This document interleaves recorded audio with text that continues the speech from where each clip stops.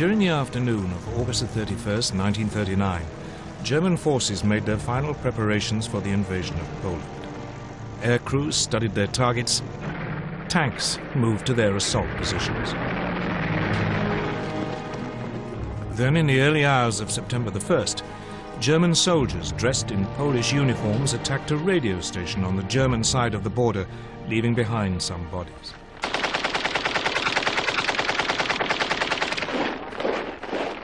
This was the aggression which Hitler later used to justify his attack.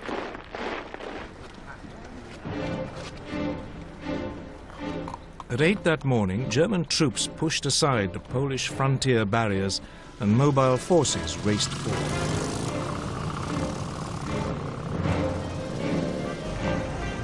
Two days later, on September the 3rd, Britain and France declared war, honoring their promise to stand by Poland.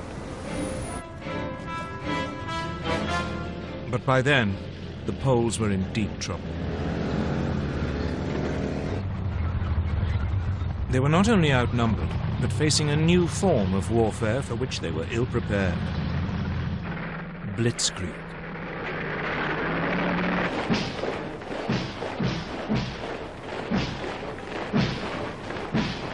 In 1939, the German army consisted of 1.5 million men. Its elite were the panzers, tanks, 6 armoured divisions and 4 light divisions intended for reconnaissance, a total of 2,400 tanks. These had been designed to break through an enemy's defences and strike deep, cutting communications and spreading confusion. Enemy strongpoints would be bypassed, left to the following infantry to mop up.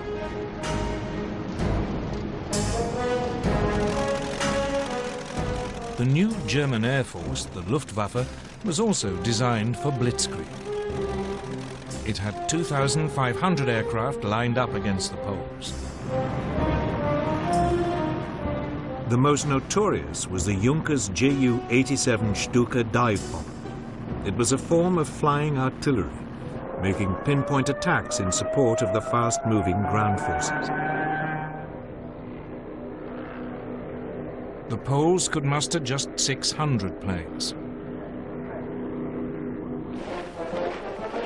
On the ground, it was just as bad. Poland's army was just 500,000 strong. It had only 880 tanks. It even had 11 brigades of cavalry, lances and horses against army. But it wasn't just numbers that gave the Germans their advantage. They used their panzers in a radically new way, as separate, hard-striking units. The Polish tanks were dispersed to support their infantry. The Poles' task had been made even more difficult by the German takeover of Czechoslovakia. The west of the country, including the capital Warsaw, was now surrounded on 3 sides by German-controlled territory. This geographical advantage was essential to Germany's grand plan. The task of the first thrust of the tanks was to create an initial breakthrough. But actually winning the war depended on deep pincer movements designed to surround and crush the enemy. These would come from Army Group North under General Fedor von Bock. He would launch 2 thrusts from northeast Germany and East Prussia. Army Group South under General Gerd von Rundstedt would launch 2 more from Silesia and Slovakia. The aim would be for the pincers to meet near Warsaw and Brest-Litovsk.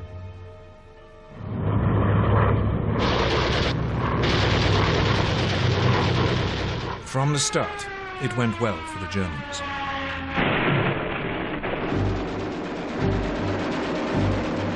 The Polish Air Force was effectively eliminated within the first 2 days.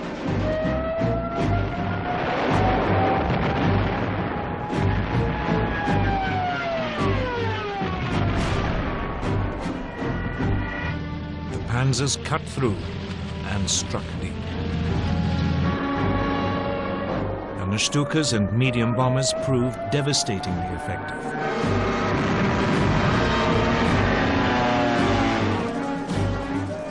The Poles were sliced apart, pinned into pockets which yielded vast numbers of prisoners.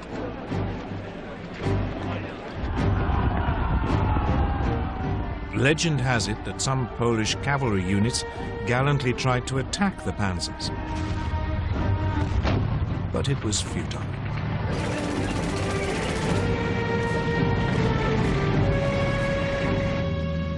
They were just brushed aside. By September the 8th, the inner pincers had met up. German troops were advancing on the outskirts of Warsaw. On September the 17th, the outer pincers met at Brest-Litovsk.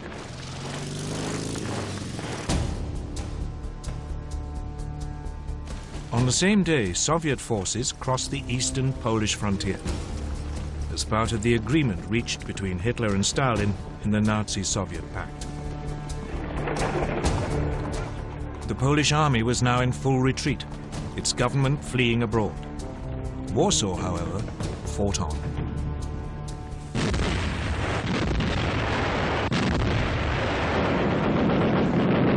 Its defenders rejected a German offer to surrender, so the full fury of the German war machine was turned on it.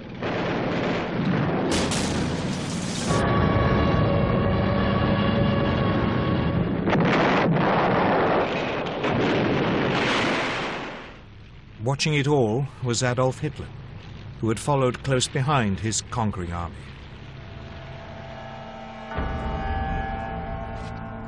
On September the 27th, Warsaw surrendered. The next day, the victors carved Poland up according to the Nazi-Soviet pact. The Soviet Union annexed slightly over half the country to the east. Germany took the rest. Both regimes began rounding up anyone who might present a danger in future. Many were murdered. And for the first time, the Germans revealed how they would behave against those peoples in Eastern Europe whom they considered inferior. They sent in the Einsatzgruppen, special SS squads, to round up Jews.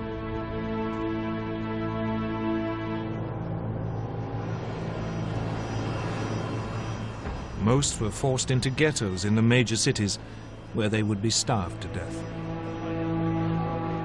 Others were executed on the spot.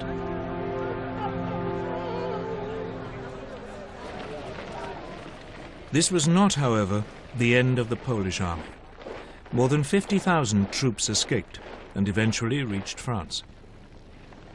There, a provisional government had been formed by General Władysław Sikorski. The Poles would fight on bravely from abroad.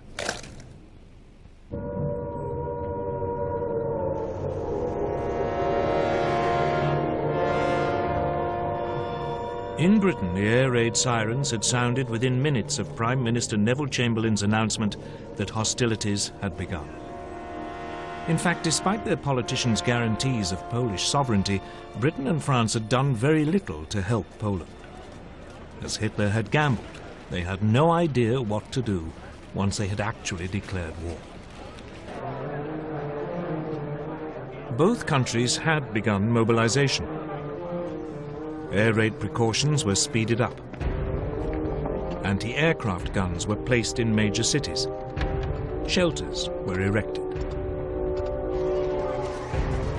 Soon, children were being evacuated.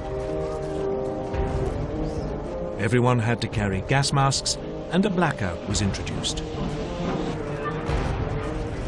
The British Army began to deploy its 100,000-strong expeditionary force to northern France. French troops did advance a little way inside the German border, but they refused to move beyond the protective cover of artillery range.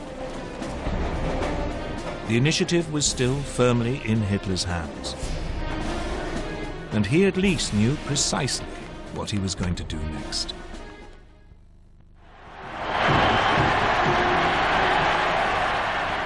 The Blitzkrieg against Poland had been a stunning success for Adolf Hitler.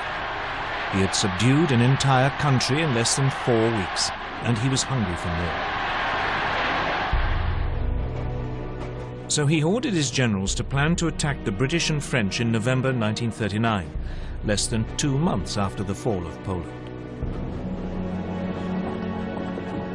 His general staff was appalled. The bulk of the German army was still out east and had to be moved west. And there had been some serious losses in the Polish campaign. Lessons had to be learned. Polish anti-tank guns had destroyed a division's worth of the lightly armoured panzers. A quarter of the aircraft used had been lost. The panzers were too light and unreliable, and they had frequently outrun both their supply columns and the marching infantry. Reluctantly, after furious arguments, Hitler agreed to wait until the following spring.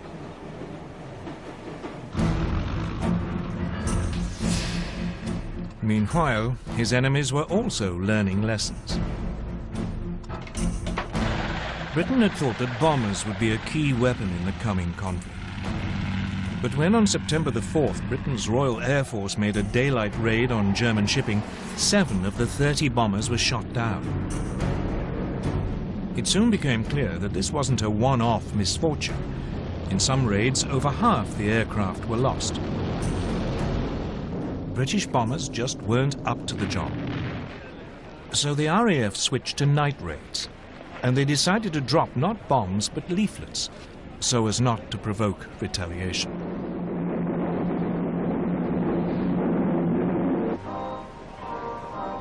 So, with the Blitzkrieg stalled and the air war quiet, the focus now went to the one remaining arena, the sea. Germany's navy was still in the middle of an ambitious building program that wasn't due to finish until 1948. The commander of its submarine arm, Admiral Karl Dönitz, planned to cut Britain's supply routes across the Atlantic.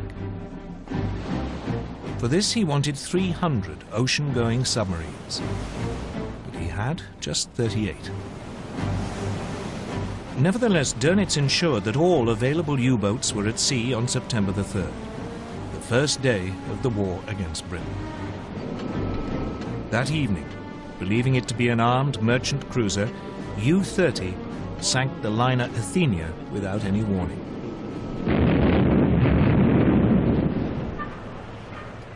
A 112 lives were lost, including 26 American citizens.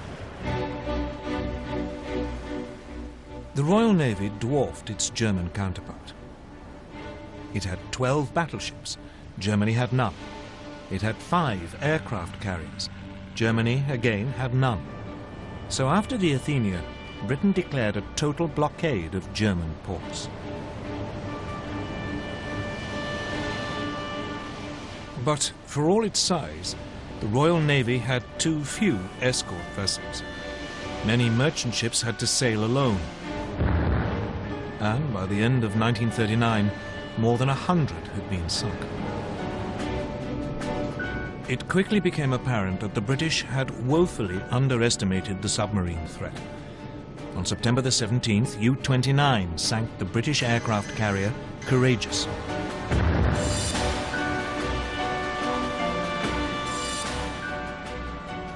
On October the 14th, the battleship Royal Oak was sunk when U-47 slipped through the defences of the British main fleet base at Scapa Flow in the Orkneys.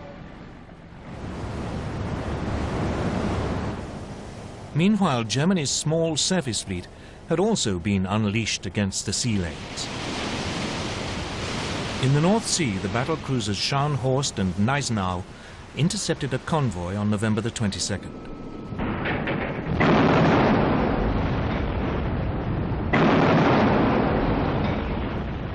They sank its escort, the armed merchant cruiser Rawalpindi. But it was the pocket battleship Graf Spee which caused the greatest problems. Designed specifically for commerce raiding, its 11-inch guns could overwhelm any ship fast enough to overtake it, and it had the speed to escape from any battleship. The Graf Spee had slipped away from Germany before hostilities began. Soon it was cutting loose in the South Atlantic and Indian Oceans. Finally, 3 British cruisers, Exeter, Ajax and Achilles, intercepted it off the River Plate on the east coast of South America. The British ships damaged the pocket battleship so badly that it had to take refuge in the neutral Uruguayan port of Montevideo. The Germans were then fooled into thinking that a more powerful British force had arrived. When the Graf Spee was commanded to leave port, her captain scuttled her rather than risk annihilation.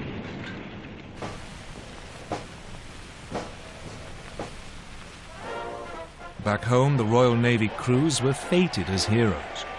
But this was just about the only obvious success enjoyed by the British or French armed forces during the winter of 1939. Though the British did enjoy one secret victory in the technological war, which was to prove vital.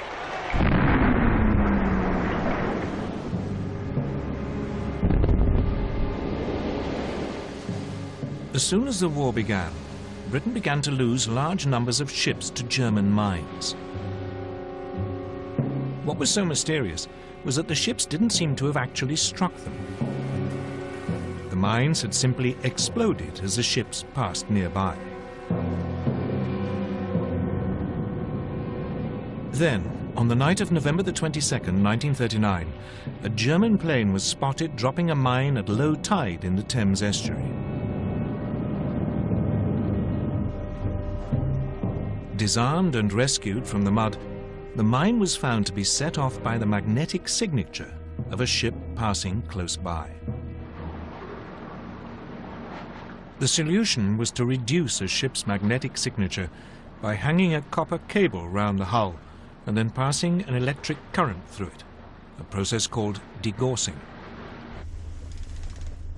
Once degaussing was applied to all ships, the danger from the magnetic mine was massively reduced. But otherwise, as 1940 began, the war was quiet. The two sides did little during the winter except to patrol, train, and try to keep warm, for it was a particularly cold one. An American journalist called it the phony war. For the Germans, it was the Sitzkrieg.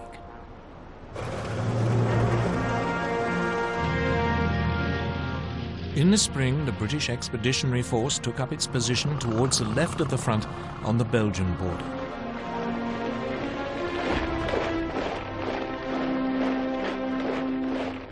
But it was dwarfed by its French ally. France had some 100 divisions along the Belgian and German frontiers or in reserve nearby. This imbalance meant that the British commander, Lord Gort, had to go along with the ideas of the French general Maurice Gamelin.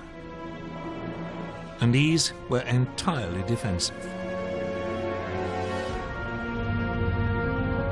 French hopes were pinned on the massive ramparts of the Maginot Line. A series of fortifications, it ran from Switzerland to Belgium along the French-German border. The Maginot Line was considered to be completely impassable and would ensure that French territory remained safe. But otherwise, the Allies had no idea of how actually to defeat Germany. Instead, they brought up their forces and prepared for a repeat of World War I.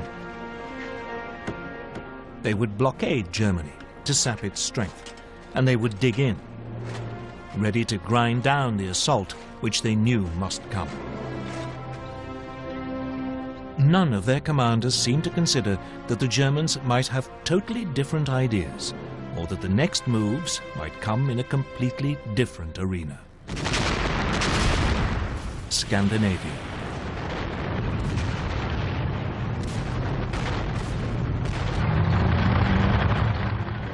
On November the 30th, 1939, a new theatre of war was opened up. The Soviet Union invaded its tiny neighbour, Finland. Finland had only achieved independence from the Russians in 1918 and hated them. Soviet dictator Joseph Stalin was convinced that one day the Finns might allow the Germans in to attack Leningrad and the vital Arctic port of Murmansk. The Red Army outnumbered its Finnish opponents by more than 10 to 1. The invasion should have been a walkover. But its leadership had been devastated by Stalin's terrible purges. The Finns were led by General Gustav Mannerheim. He fought back, using hit-and-run tactics amid the deep snow, often on skis. The Soviet troops, confused and poorly led, suffered massive losses. Finland's gallant resistance caught the imagination of the British and French. Soon they were planning to send help via Norway and Sweden. The fact that this might suck two neutral countries into the war was ignored.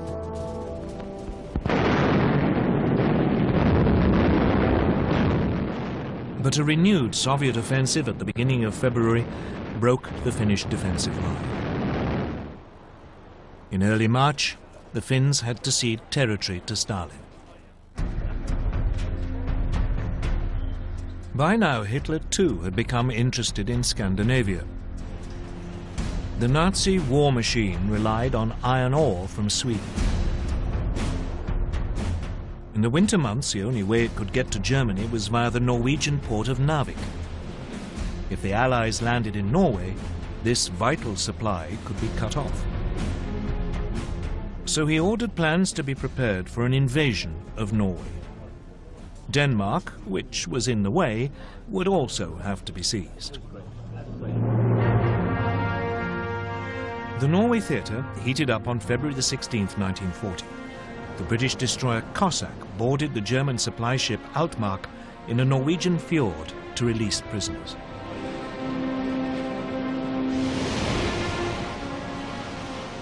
Then, on April the 9th, German troops began landing at 5 ports: Oslo, Kristiansand, Bergen, Trondheim, and Narvik. At the same time, many formed German parachute division seized Stavanger and Oslo airfields. The Norwegian defenders were swiftly overwhelmed, as were the Danes. German forces occupied their country within 24 hours. In Norway, the Germans moved swiftly to link up their beachheads and seize all the major towns. In the air, the Luftwaffe had total control. The Allies now responded. A landing force was dispatched to recapture Narvik. French and Norwegian forces achieved this on May the 28th. But a substantial German force was now approaching. So 6 weeks later, the Allies abandoned Norway to its fate.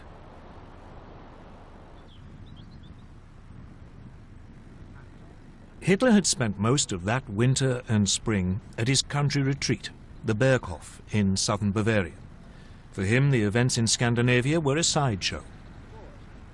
Instead, he was preparing for his next major blitzkrieg against Britain and France.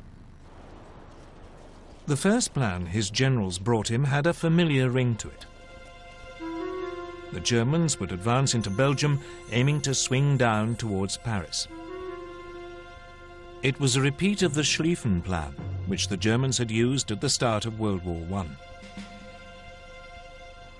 The Allies were expecting this, and their main strategic discussion was how to prepare for it.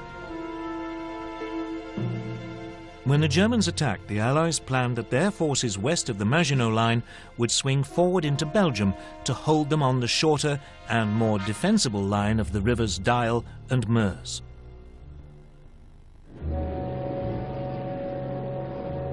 Then, on January the 10th, 1940, a German liaison aircraft lost its way and crashed in Belgium.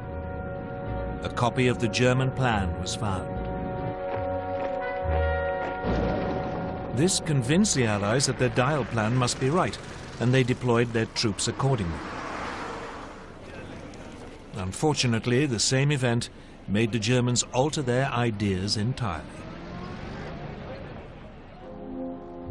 Chief planner General Erich von Manstein had always thought the original plan unimaginative.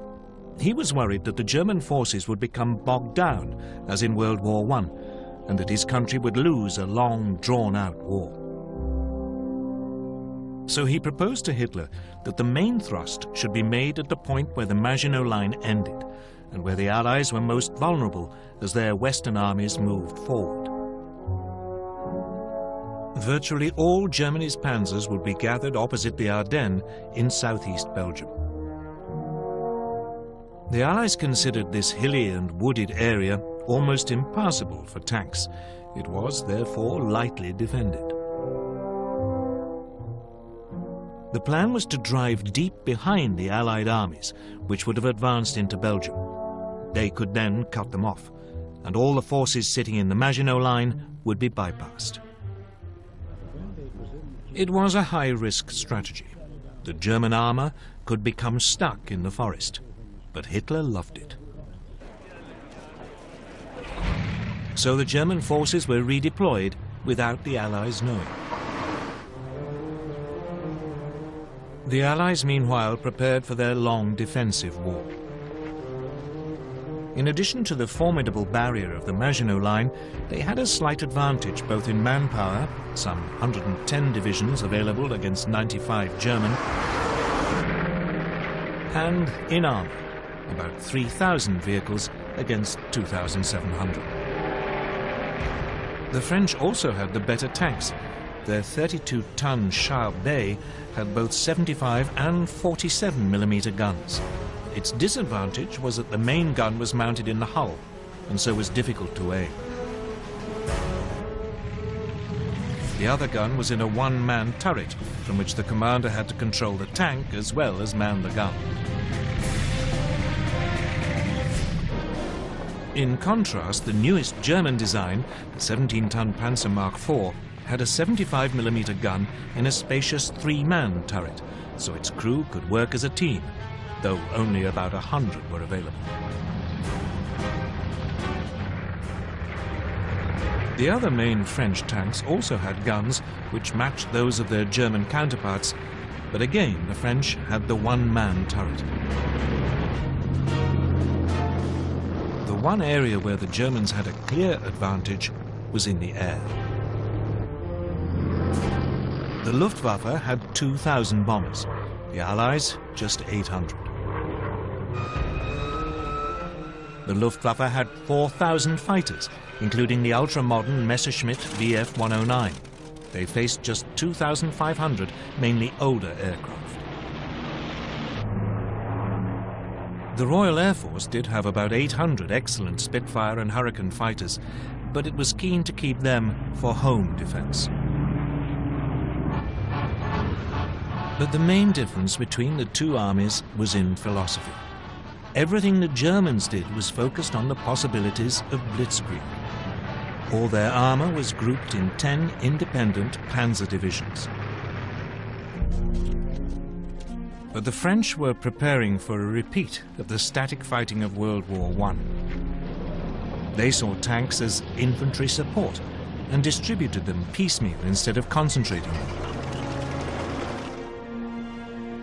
They had noticed the success of Germany's panzers in Poland, so they were assembling 3 armored divisions.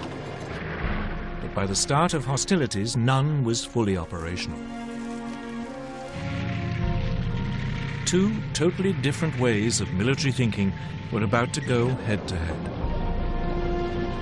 Blitzkrieg against static warfare. The summer of 1940 would soon show which was correct. On May the 10th, 1940, Winston Churchill became Prime Minister of Britain. He couldn't have picked a worse day. That was the day Hitler chose to launch his blitzkrieg against France and Britain. At dawn, a whole German airborne division parachuted into Holland to seize bridges and airfields. Simultaneously, the massive Belgian fortress of Eben-Emael was assaulted. Paratroop engineers were dropped on top by swooping German gliders. They swiftly silenced its guns. Meanwhile, the Luftwaffe attacked Dutch and Belgian air bases. Then the frontier barriers were pushed aside. And Hitler's Army Group B, under General Fedor von Bock, now drove into Holland and Belgium. As planned, the French and British armies along the Belgian border moved forward to their new defensive line along the Dial and Meuse rivers. But none of the Allied commanders seemed to have noticed that German Army Group A, which had the bulk of the panzers, after brushing aside the Belgian frontier troops, had now begun driving through the hills and woods of the Ardennes to their south.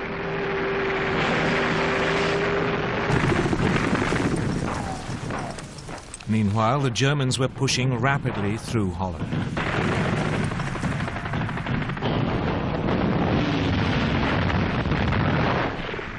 The obsolete Dutch army was no match for the highly tuned German war machine. And it was under continual heavy air attack by the Luftwaffe, which roamed the skies unchallenged. On May the 14th, the Germans demanded the surrender of the port of Rotterdam. A large force of bombers took off as the Dutch hesitated.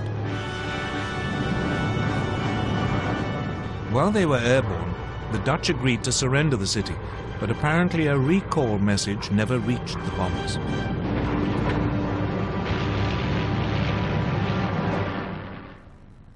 Rotterdam was devastated. The Dutch capitulated the next day.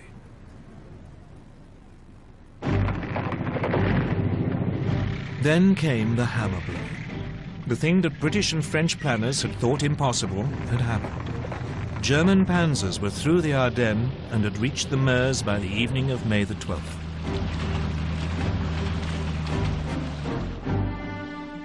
Among the first to arrive at Sedan, well north of the Maginot Line, were the men of the 19th Panzer Corps, commanded by General Heinz Guderian, fresh from the triumphs in Poland.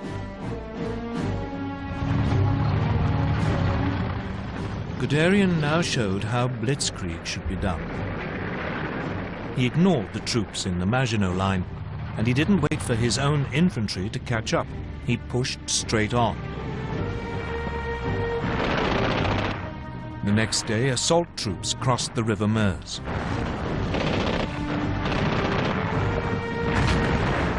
Engineers began building bridges for the armor while under heavy French fire.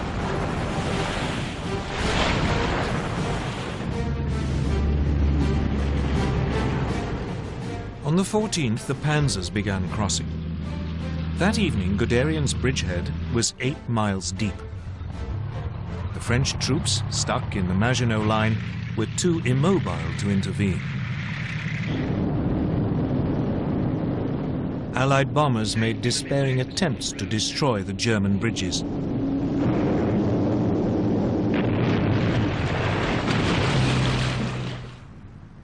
But most were shot down.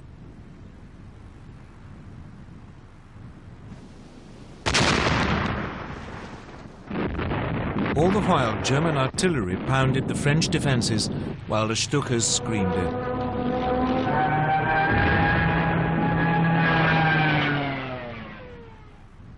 Just 3 days after the attack had been launched, the French defenders around Sedan broke. Guderian's panzers began racing westwards. By nightfall, they had advanced more than 40 miles behind a northern group of Allied armies. These had been holding firm on the Dial line, but now the French Supreme Commander, General Gamelin, realized that they were about to be encircled. He ordered them to fall back. This sudden decision to withdraw bewildered the Allied troops, who had no idea what was going on behind them. As they fell back, they were hindered by a growing flood of refugees clogging the roads. That day, the French Prime Minister Paul Reynaud phoned Churchill. He said, "We are beaten. We have lost the battle." But for all the brilliance of the Blitzkrieg, the Germans were vulnerable. As the panzers raced westwards, they created an ever longer corridor just a few miles wide. The Allies realized that this was open to counterattack. The bulk of the German army was still totally dependent on horsepower or its own feet for transport, so the gap between the rampaging panzers and the follow-up infantry grew with every hour.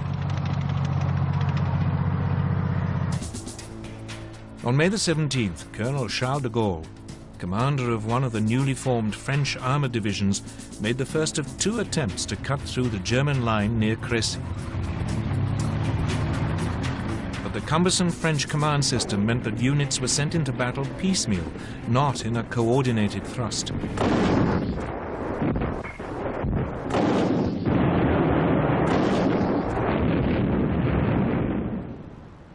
The Germans had little difficulty warding off both attacks, inflicting heavy casualties. It seemed that nothing could now stop Guderian. He plunged on, further and further into France. By the 19th, his lead units were past Péronne. On the 20th, in an extraordinary 56-mile dash, Amiens had been taken by lunchtime. Abbeville, just 14 miles from the English Channel, was seized by 9 that evening. And at midnight, a battalion of the 2nd Panzer Division reached the coast at Noyelles. The Germans had split the Allied front in 2. Everything now depended on whether they could defend this long, thin corridor, or whether the Allies could successfully counterattack.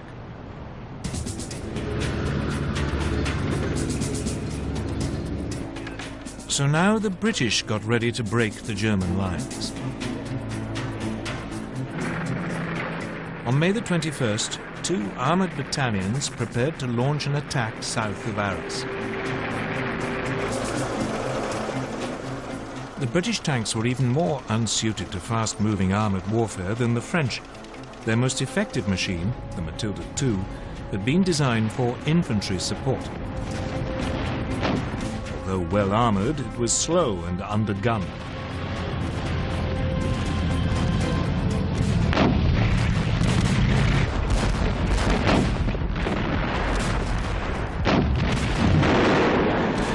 The Germans had little trouble in repulsing the attack. But it did have an effect. By now, the German High Command were becoming worried by their extended lines of communication. So, for the time being, driving south into the rest of France was put on hold until the infantry had caught up. The priority was to turn north and eliminate the British Expeditionary Force and the French First Army fighting beside it. On May the 22nd, Guderian and the panzers began their attack to destroy the Allied armies. These were now pulling back to the ports of Boulogne, Calais and Dunkirk, but they were trapped. On May the 23rd, General Alan Brooke, commander of British II Corps, wrote, "Nothing but a miracle can save the British Expeditionary Force." 2 days later, the Germans seized Boulogne.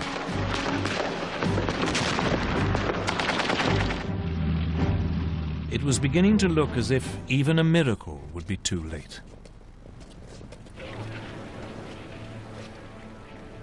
May the 25th, 1940.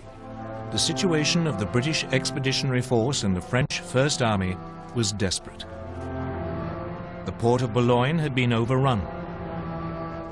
German troops had isolated Calais. The British were being forced back to the port of Dunkirk.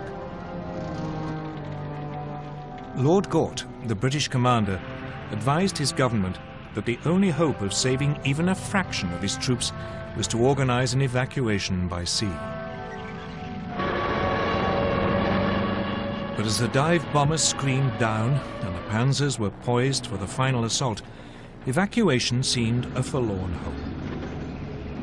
The British anticipated that Dunkirk would be overrun within a day. But unknown to the British, Hitler and the German High Command had made a decision which was to save them from total annihilation. The Germans were only too aware that their panzer crews were exhausted and their machines needed urgent repairs. Those attacks by de Gaulle and the British may have failed, but they have shown very clearly how vulnerable the German lines of communication were. This was the great weakness of Blitzkrieg. So the High Command made a fateful decision. It decided to stop the panzers' advance to save them from further damage and wait for the infantry to come up. Only then would the Allied pocket around Dunkirk be eliminated. So the Blitzkrieg was halted and the panzers lay idle. They would not advance for 2 days, just enough to buy the British in particular a little time to prepare. As the tanks waited, the only major action was in Calais. There the British and French garrison refused to surrender. Instead, they had to be overrun in 3 days of bloody hand-to-hand fighting. When the panzers got going again 2 days later on May the 26th, the weather had changed.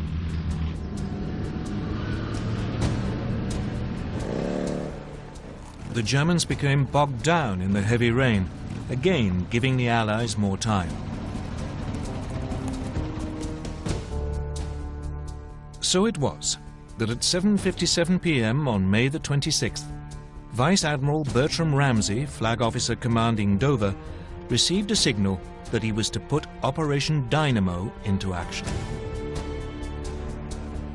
Operation Dynamo was a plan to withdraw the British Expeditionary Force by sea. He had prepared it more in hope than expectation that it could ever be used. The following day, a makeshift fleet of destroyers, tugs and passenger ferries crossed the English Channel. But by the end of the day, less than 8,000 of the over 300,000 troops at Dunkirk had been rescued.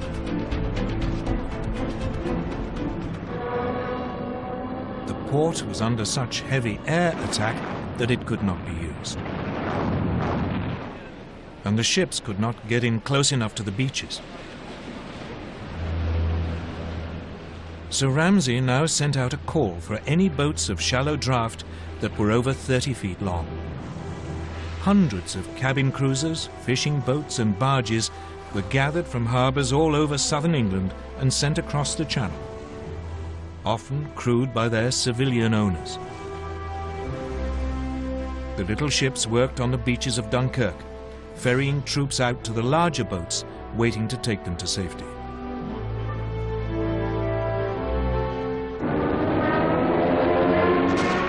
All the time they were under constant air attack.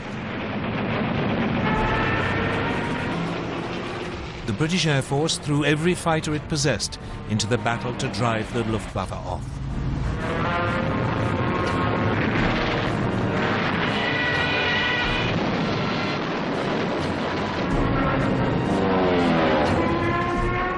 Even so, 7 French and 6 British destroyers were sunk, together with 24 smaller warships.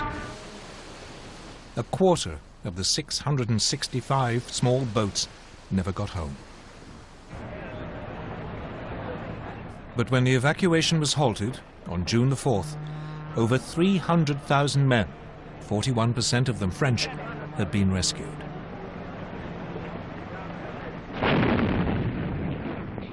None of this would have been possible without the heroism of the French army. It played a vital role in slowing down the German advance.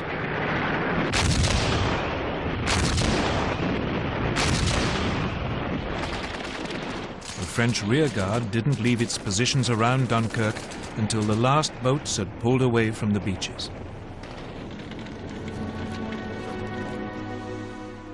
One British officer compared them to the last stand of the Spartans at Thermopylae. Even so, the British army had lost most of its heavy weapons. It wouldn't be fit to fight the Germans again for a long time. France still had to fight on, but it had lost more than half its army. Against them, the Germans had 92 divisions, including masses of armor.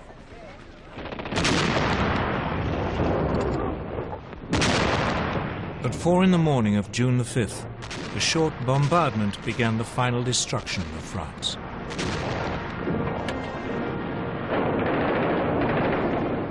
Assault troops crossed the Somme and the Aisne. At first, the French resistance was fierce, and the Germans struggled to break out of their bridgeheads. But, once again, the Luftwaffe helped crush the defenses. Soon the panzers were pushing south, and the trickle of surrendering French troops turned into a flood. By the 9th, the panzers had reached the River Seine, and the infantry were only a few hours behind. Once across the river, the Germans fanned out into the interior of the country. On the 14th, the German army marched into Paris.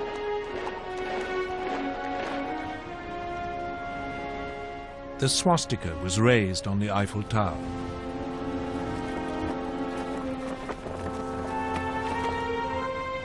Hitler had secured the prize which had eluded the Kaiser in 1914.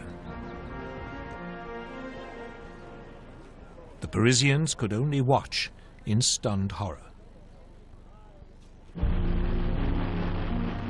Throughout the period of the French collapse, Winston Churchill paid 5 visits to France, trying to bolster French resistance.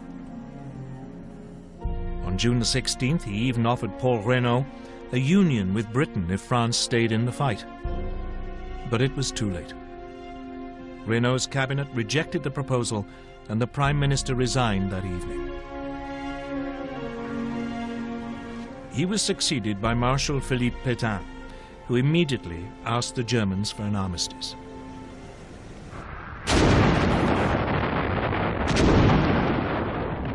It was only now that the Germans finally began to attack the Maginot Line, which had been left isolated. After a heavy artillery bombardment, the French defenders offered only token resistance before the German troops occupied the forts.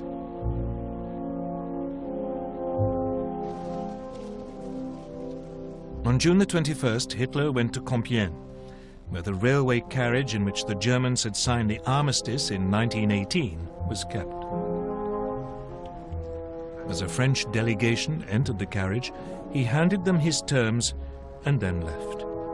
The French insisted on consulting their government, but the next day they were told that if they didn't sign immediately, the panzers would roll again. They signed, and the humiliation of France was complete.